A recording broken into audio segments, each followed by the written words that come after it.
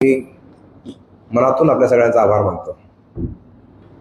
आपल्याला इथं बोलवण्याचं दोन उद्देश आहेत.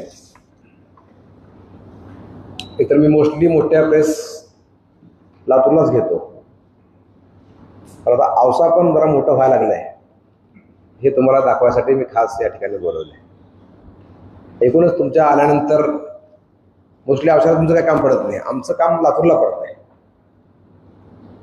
लातूरकरांचा औषध काय पडत नाही. आलात तर माझी विनंती आहे, जरा फेरफटका मारा. आजूबाजूला कामं चालले आहेत, सगळे कसे चाललेत, काय चाललेत, काय बघा. आणि काय सूचना असतात तेही सांगा.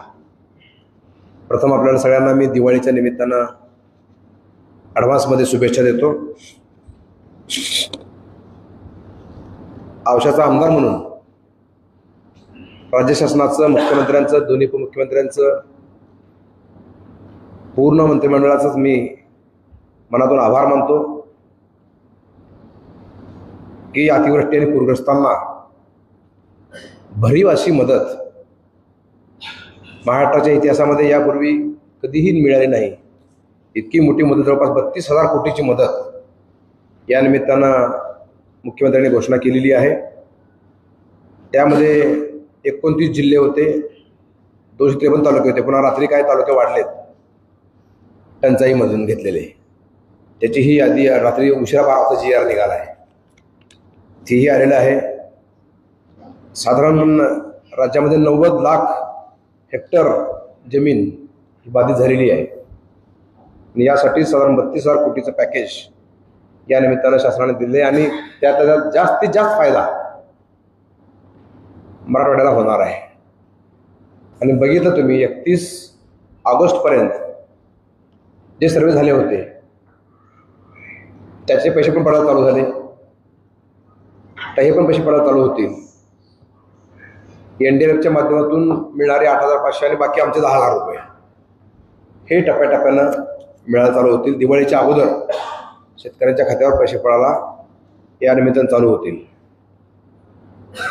साधारण कोरडवाहू जिरायत शेतकऱ्यांना हेक्टरी 18,500, 8,500 NDRFचे आणि राज्य शासनाचे 10,000 रुपये असे आपण देतोय. हंगामी बागायतदार शेतकऱ्यांना 27,000 रुपये आपण देतोय.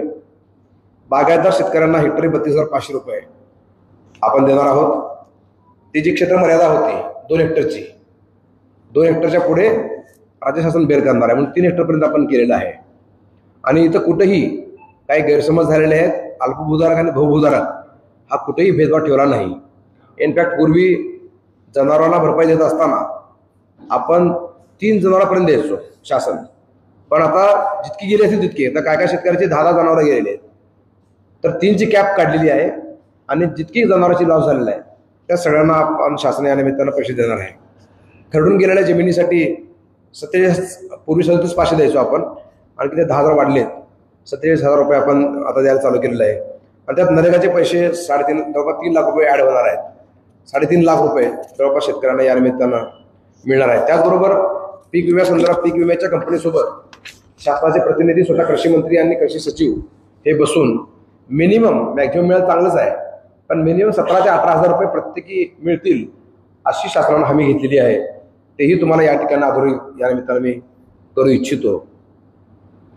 त्याचबरोबर विहिरीला नुकसान कधी आपण देत नव्हतो पूर्वी, पण या निमित्तानं शासनानं कुठल्याही ठिकाणी विहीर बसत नाही, NDRFमध्ये बसत नाही, SDRFमध्ये बसत नाही, तरी पण शासनानं या पडझडीमध्ये अनेक ठिकाणी विहीर वाहून गेल्या आहेत किंवा विहीरमध्ये गाळ साचलाय, विहीर पडल्या आहेत, तर त्यांनाही 30,000 रुपये शासन या निमित्तानं मदत करणार आहे. त्याचबरोबर एकूणच टंचाई, माननीय मुख्यमंत्री महोदय उजनीला आले होते त्यावेळी त्यांनी घोषणा केली होती की टंचाई समजून, म्हणजे जसं जनतेची मागणी काय होती, ओला दुष्काळ. ओला दुष्काळ हा शब्द काय शासनाच्या डिक्शनरीमध्ये नाही आहे, परंतु टंचाई आणि टंचाईच लागू केली आहे. त्यामुळं टंचाईच्या काळामध्ये जशी फी माफी असते, परीक्षा फीस माफी, औषधा मसुली कर माफी, कर्ज पुनर्गठित करणे, या सगळ्या बाबी या निमित्तानं याच्यामध्ये इन्क्लूड केलेल्या आहेत. त्याचबरोबर मनुष्यहानी झाली तर 4 लाख रुपये आपण देतो शासनाच्या माध्यमातून. दुभतं जनावर गेलं असं 37,500 देतो. ओढकाम करणारे जनावर म्हणजे बैल, रेडा, त्यासाठी 32,000 रुपये आपण देतो. वासरू गेले तर 20,000 रुपये देतो. शेळी मेंढी दगावली तर 4,000 रुपये देतो. कोंबडी गेली तर 100 रुपये देतो. हे सगळं देत असताना 3ची मर्यादा मात्र आता जेवढे गेले तेवढे केलेली आहे. आता काही ठिकाणी घरं पाण्यामध्ये होती, त्याला शासन 10,000 रुपये देत आहे. काय भिंत पडली असेल, खचली असेल तर त्याला शासन 4,000 रुपये देत आहे. ते ऑलरेडी जे नियम आहेत त्या नियमामध्ये कसलीही बदल या निमित्तानं केलेली नाही. एक ॲडिशन केलेलं आहे, काही ठिकाणी दुकानं उद्ध्वस्त झालेली आहेत. किराणा दुकान असेल किंवा गावातलं मार्केट असेल, पाऊस पूर आल्यामुळं असं पुराचं पाणी आलं, उजनीवलं, आमच्या पुराचं पाणी डायरेक्ट गावात आलं असं बऱ्याच ठिकाणी झालेलं आहे. होळीला झालेलं आहे, शिवणी घुसणी त्या भागात झालेलं आहे. त्यानिमित्तानं आणखीन औरादच्या भागामध्ये काय झालेलं आहे, आमच्या पूर्ण तेरणा, मांजरा काठ आणि तावरचा काठ ह्या गावात पाणी आल्यामुळं काही दुकानाचं नुकसान झालेलं आहे. तर त्या दुकानदाराला 50,000 रुपये आपण शासनाच्या माध्यमातून द्यायची घोषणा या निमित्तानं झालेली आहे. त्याचबरोबर मोठी साधारण 10,000 कोटी रुपये तरतूद FDR प्रोग्रामसाठी केलेली आहे. जे प्रोग्राम आपले जातात त्यानिमित्तानं इतकी मोठी तरतूद ह्यावेळेस पहिल्यांदा झालेली आहे. आणि विशेषतः लातूर, उदगीर आणि निलंगा या भागामध्ये मोठी पुलं वाहून गेलेले आहेत, रस्ते वाहून गेलेले आहेत. त्यानंतर आमच्या तिन्ही तालुक्याचा प्रोग्राम या निमित्तानं सबमिट झालेला आहे आणि ते मला खात्री आहे शासनाकडून की 100% या निमित्तानं ही होणार आहे. त्याचबरोबर काही मंडळामध्ये जसं मी आता सांगितलं की सर्वे झाले 31 ऑक्टोबरपर्यंतचे, त्यांना पैसे पडायला सुरू झाले, पण त्यांना पण आता ह्याच्यामध्ये घेतले आपण 10,000 वाढवून देणार आहे. कारण 8,500 पडले नियमानं, पण आता जी घोषणा केली 10,000ची एक्स्ट्रा राज्य शासनाची, ती 10,000 रुपये पण त्यांना पण आपण देणार आहोत.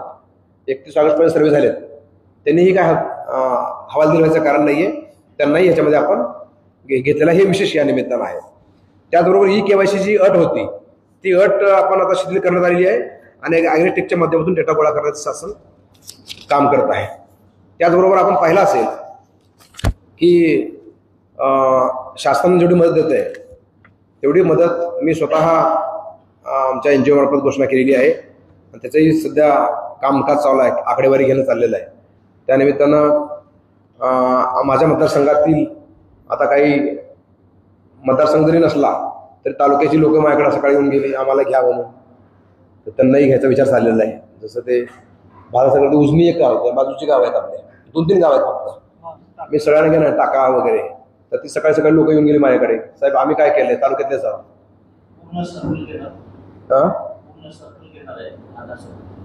सर्कल घ्यावं लागेल आता, तसं प्रेशर माझ्यावर यायला लागलेलं आहे की साहेब आम्ही तालुक्यातलेच आहोत, शेवटी आम्ही मतदारसंघात नसले तरी तालुका आमचा आहे.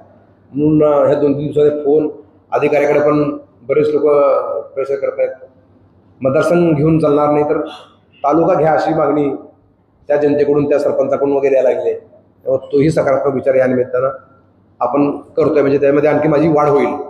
जे काही मी घोषणा केलेली आहे त्या घोषणेमध्ये थोडीफार आणखीन जे काय वाढेल ते वाढेल असे एकंदर मानसिकता आपण आज सकाळी तयार केलेली आहे. शेवटी टाळता येणार नाही अशी परिस्थिती नाही, मी ते घेऊ शकत नाही. मतदारसंघ म्हणलेला आहे मी, मतदारसंघाच्या बाजूला आता हे सॉरी एक मिनिट माझं होतं ना, माझ्या नंतर पुन्हा बोलू आपण. तर खरं म्हणजे मी साधारण 48-47 गावाला जाऊन आलो. प्रत्येक गावकडची इच्छा होती मी यावं म्हणून, पण प्रत्येक ठिकाणी पोहोचू शकत नाही. 182 गावं जवळपास आहेत, गावं तांडावाड्या वस्त्या.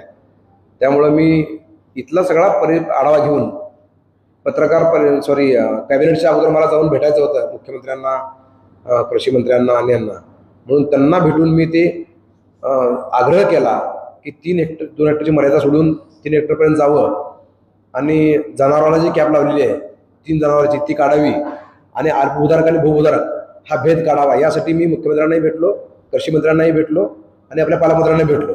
मी ती पोस्ट पण त्यावेळेस केलेली आहे आणि मला आनंद आहे की माझी मागण्या सगळ्या शासनानं मान्य केल्या. त्याबद्दल पुन्हा एकदा मी शासनाचे या निमित्तानं आभार मानणार आहे.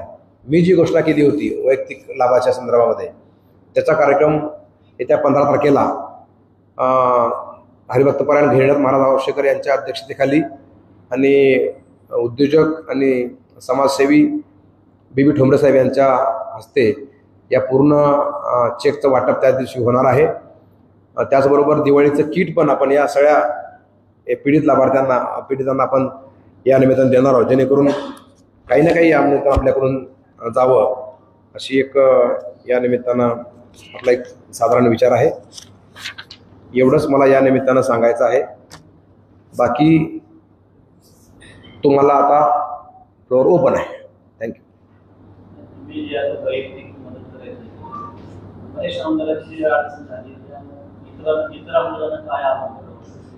नाही, मी माझ्यापुरतच बोलतो. मला दुसऱ्याचं काय, मला कोण कसं वागावं जास्तीचा विषय. मी ठरवू शकतो. मी सल्ला द्यायला एवढा मोठा नाही. मी सगळ्यात किमान जिल्ह्यापुरता विचार केला सगळ्यात लहान आमदार मीच आहे. So by all means. त्यामुळे मी काय बोलणार नाही त्या विषयावर.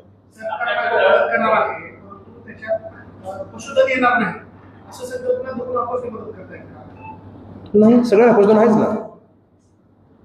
जनावरांमध्ये गाय, म्हैस, रेडा, शेळी, कोंबडी सगळं घेतलेलं आहे. केलं ना.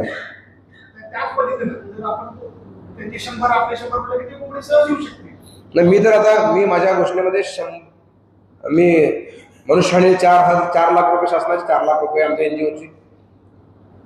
जनावर गेला असेल तर 32, बैल गेला असेल 32 त्यांचे, 32 आमच्या एनजीओचे. दुभतं जनावर गेला असेल, गाय म्हैस गेली असेल तर 37,500 त्यांचे, 37,500 आमचे. एकूण उद्देश काय आहे? शेळी गेली तर 4,000 त्यांचे, 4,000चे. कोंबडी 100ला 100 म्हणलं. कोंबडी 100ला येत नाही, मला पुन्हा कळालं. मी खातं सगळं माहिती नव्हतं मला. पण मला आमच्याकडे सांगितलं मित्रांनी 100ला कोंबडी येत नाही. मी बोललो किती पाहिजे? 500 द्या. म्हणजे ठीक आहे 500 देऊ. एका कोंबडीला 100 रुपये सरकारचे, 500 रुपये माझे, असं करून आपण 600 रुपये देणार. पण एक आहे, अनेकदा मला विचारलं गेली बाबा हे खरं तर मला 1-2 गोष्टीवरून हे जाणवलं, हे करणं गरजेचं आहे सगळी आहे. आणि मी माझ्या भाषणात प्रत्येकातून केलेलं आहे. बैलाला बैल घातला पाहिजे, गाईला गाय घेतली पाहिजे, शिळ्या शेळी घेतली पाहिजे आणि म्हशीला म्हैस घेतली पाहिजे. का तर आज समजा एखाद्याचं म्हैस गेली, का शेतकऱ्याला सांगितलं मला की साहेब माझ्याकडे म्हैस होती, 2 वेळेस दूध द्यायची, संध्याकाळी दूध आम्ही घरी ठेवायचो, सकाळी दूध आम्ही विकायचो, 400 रुपये यायचे. घरी लेकरं पण दूध घ्यायचे, आम्हाला दूध खायला मिळायचं. पण ते दूध बी गेलं, म्हैस बी गेली. आणि आपण देणार किती सरकार? 37,500. आज कुठलीही म्हैस 17,000 खाली नाही आहे, 17,000. त्यामुळं मी विचार केला की बाबा हे घर पण चाललं पाहिजे, याचं झरा पण बंद झालेला आहे, लेकराचं दूध तुटलेलं आहे, त्यामुळे त्यालाही दूध मिळालं पाहिजे. म्हणून मी असा विचार केला. दुसरं एक माझ्या कामावर गोष्ट आली की 2 बैल होती. एक बैल वाहून गेला, एक बैल राहिला. तर नक्कीच दुसरा बैल, तो एक बैल सोसू शकत नाही, दुसरा बैल घेऊ शकत नाही. पण तिसरा बैल येते काय? त्यामुळे कुठलाही बैल आज 50,000 बैल म्हणजे 50,000 खाली नाही आहे. त्यामुळे किमान पक्षी त्याला 50,000 रुपये मिळावे या उद्देशानं आपण 32 सरकारचे 32 आपले चांगला बैल येऊ शकतो. बैलाला बैल मिळाला तर ताऊत चालतो, गायला गाय मिळाली दुभतं चालतं, म्हशीला म्हैस मिळाली त्याचं घर बी चालतं, दूध बी राहतं. हा विचार करून मी हा निर्णय केला आणि याबद्दल मी सोशल मीडियावर वक्तव्य झालो. मी सांगितलेलंच आहे. माझ्या वारभूमधून फोन चालले लाभार्थ्यांना, त्यांना मी ती मी ते घेऊ शकत नाही. मी त्यांना गळ घालतोय की तुम्ही बैलाला बैल घेतला पाहिजे, म्हशीला म्हैस घेतलीच पाहिजे.